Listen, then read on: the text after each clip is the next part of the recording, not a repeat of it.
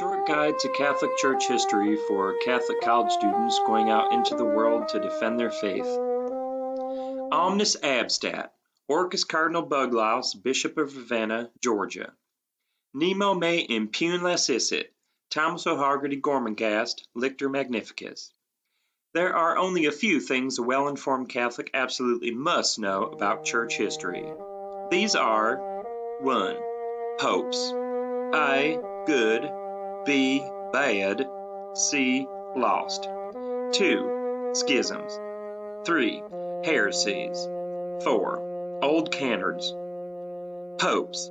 Since no Catholic will be called upon to defend good popes, and since we know nothing at all about the lost popes, let us concentrate upon bad popes. The worst pontiff ever to slouch menacingly in a corner of the chair of St. Peter's was Spatulus III, 1898 to 1899. He was, no doubt, a product of his times, born to a family of decayed Roman nobility in an age when Rome was little more than Khayyam's battered caravanserai. To be fair, we must say that Spatulus might have been better off if his mother Pella had not kept him in a root cellar from the time he was 3 until his election at 42. As it turned out, he was, quote the learned Father Rootsgreed, no better and no worse than one might expect. Among the more interesting excesses of Pope Spatulus were A. His love of rock candy. He made a little house out of it in the garden of his villa at Spumante and took his mistresses there for unspeakable rites. B. His dog Gorgo. It was much too large, says Father Granby in his book, The Dog at Rome, Famous Pets of Popes. C. His insistence on dressing up as Amun-Ra. Spatulus was crushed to death by the Curia in 899 after making 6 necrophiles and a hat fetishist cardinals.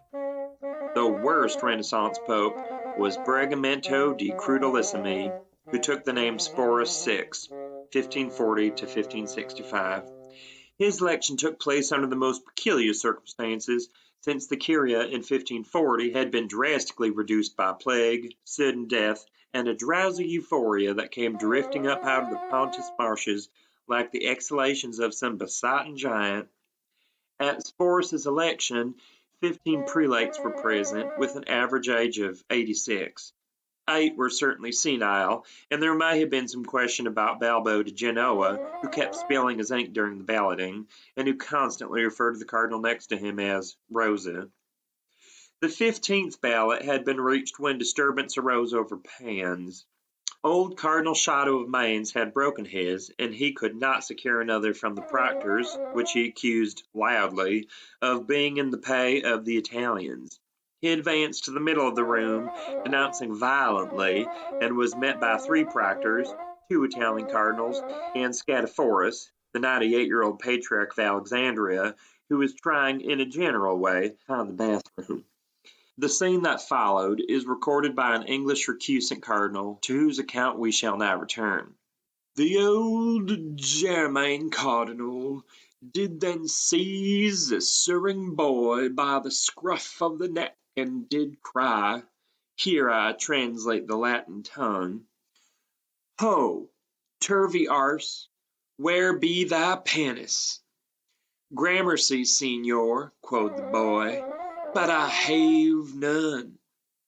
Whereat the cardinal did hail him up and down, calling him toady, snot nose, and divers things too coarse for transcripture, until the Italic cardinal did pray him leave off. He then turned on them with a cry, and began to belabor them both with his crozier, shouting, Would thee so? Eh? Ha!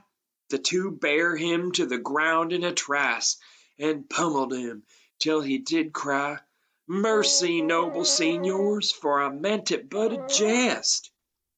Here an old Greekish signor approached and began to butt the Lord Chateau's head with his staff, taking it for the floor, whereon he which lay prone laid hold on the Greek lord's beard, and pulled him down in a pile with the other 3. And at this such a clamor went up as would have frightened a herd of chimeras, with cries of, You spit in my face and I'll spit in yours. Hold off, brush-face, and so on. Ho, my lord, wouldst help us pull them apart? Bambastriels, puff pasties, and rotten figgies to y'all, says I, and here I left. After this unseemly tiff, the balloting proceeded, though Cardinal Shadow never did get a pan, and afterwards boasted that he had marked his ballot with soot from the Greek patriarch's beard. Sporus was elected and immediately acknowledged 3 mistresses, a concubine, and 14 illegitimate children, sporting this move with his campaign slogan, "Honesty is the Church." But honesty was not enough, for he was, alas, prone to bribery, nepotism, and murder, and his reign was thus pockmarked by many scandals. Not the least of these incidences was a series of attempts he and Cardinal Babo made to poison each other. The latter sent Pope Sporus a jar of tainted quinces, which were fortunately devoured by one of the Pope's greedy nephews.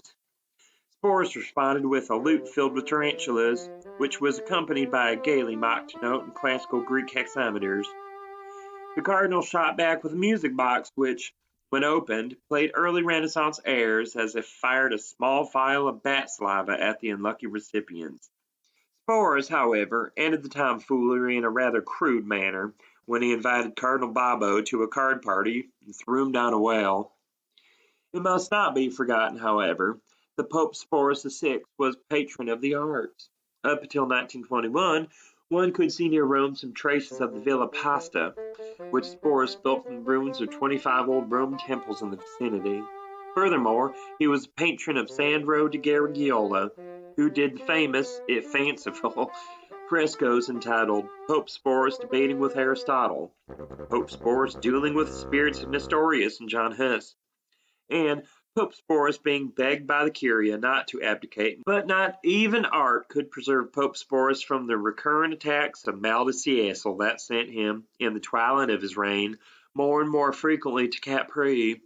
Though he was unsuccessful in establishing that island as the summer residence of the popes, he became a legend there. The islanders still talk of the way he would wander about in brightly flowered robes, leathered sandals, and a straw tiara he had made for him. At last, in October 1565, this unhappy man was called before the cloudy bar of justice on which no earthly gavel can ring. He was blown off Tiberius's leap during a high wind and was drowned. The thing to remember about these bad popes is that they proclaimed no ex cathedra doctrines. Schisms. Only one schism is really important, and that is the Grand Central Schism. It started on a muggy afternoon in August of 1252, when a dispute broke out in Rome between French and German cardinals. The former claimed that the latter had taken over the kitchen facilities at the conclave they were attending, and the 15 straight meals of bratwurst, beer, and sauerkraut were affecting their minds. The Germans laughed at the protest, singing Frere Jacques in thin, piping voices under the French cardinal's window at 3 a.m. Relations gradually worsened, and so the French faction left Rome amid cries of "Pow!" and "Droit sans honneur." They fled to the French cathedral town of Oufs, where they elected the antipope Carrias. October 1252. 4 French cardinals on their way from Oufs to Rome with a bull of excommunication stopped at the wayside inn near Pisa, where they met 4 town cardinals who are merely vacationing. 3 days later, they all elect Phoebus IV. November 1252. The Turkish pirate Ragbash seized the Dalmatian port of Spug and threatened to impale the populace if they do not make him pope. He is elected by acclamation. December 1252. The popes exchange excommunication for Christmas. January 1253. The Dutch mystic Yanderkoot claims that he knows who the real pope is. No one seems interested. May 1253. All claimants to the papal throne meet at the old Roman amphitheatre at Verona. All agreed on Zosimus II, except the Turkish claimant, who retired to a small island in the Adriatic, where he re-elects himself from time to time over the years. January 1254. 4 men claiming to be antipopes appear in a boat on the Tiber. They disappear completely. Heresies. The Church has often been plagued by the gnats of heresy, which have sometimes lain on the shores thick as autumnal leaves that strewed the brooks in Vallambrosa. Some of the more interesting ancient heresies you know about are The Monophonic Heresy. This was the belief that the heavenly host sings with one voice and not with many hierarchically arranged voices. In silencing the adherents of this doctrine, a sector of Rhymes, called the Flawless Thinker, asked them what that voice sounded like. They could not tell him. The Monophonic Heresy. Followers of this aberrant fantasy claim that there was, in addition to the treasure house of grace, a treasure house of sin, drawled on by the devil and his angels. They elaborate the system to include demonic controllers, tellers, guards, and vice presidents. It was not long before this sect became explicitly demonic, as Ecphones went about waving checks drawn on their hellish accounts and claiming that Satan gave higher interest rates. Fortunately, the whole movement collapsed when the word got around that a run on the bank had occurred. Big fanes were found sitting on curbstones or stumbling aimlessly along, their faces those of ruined men. Scruplarian Heresies. This doctrine arose from the ticklish question first asked by the 15th century proto-seminalist, Order della Vacca. Is one sin repeated all day long one big sin or many tiny ones? His disciple Patisculus claimed that, since time is infinitely divisible and subdivisible, there are as many sins as there are moments of time. Since not many people are willing to confess an infinite number of sins, the heresy has remained confined to its originator. Old Kennards, the Pope Joan story. Some foolish people believe that there was once a female pope who was elected by mistake. The story probably originated several years after the papacy of Ganymede V, a pope of doubtful masculinity. The golden-haired, rather limp-wristed young man was elected in 1503 after an unusually long run of lecherous popes. The feeling was that he would reverse the trend. The chronically anti-Catholic historian Furtz called Ganymede a raving queen, this admittedly confused man who had a habit of fainting into the arms of Leonardo da Vinci. It is true, of course, that the great Leonardo's unfinished painting, St. Sebastian dying in a bed of zinnias, was inspired by the sight of Ganymede running through the Boboli Gardens, clad only in a kirtle of begonias. But all rumors, true or otherwise, should have stopped when Ganymedes was found dead in his bed one summer in 1505, where he had been smothered by orchids, which were poured into the room through the skylight while he slept. The Galileo Story. Everybody thinks Galileo was imprisoned by the Inquisition for claiming that the Earth moves around the sun, but it wasn't that at all. Galileo just didn't have much proof for what he was saying. And the Church from that day to this has been opposed to the spirit of irresponsible criticism. Besides, we know that there is a sense in which the sun moves around the earth, since everything is in motion and therefore relative. The tunnel from the Vatican to the White House. This old tale got started when Governor Alfred Smith ran for president in 1928.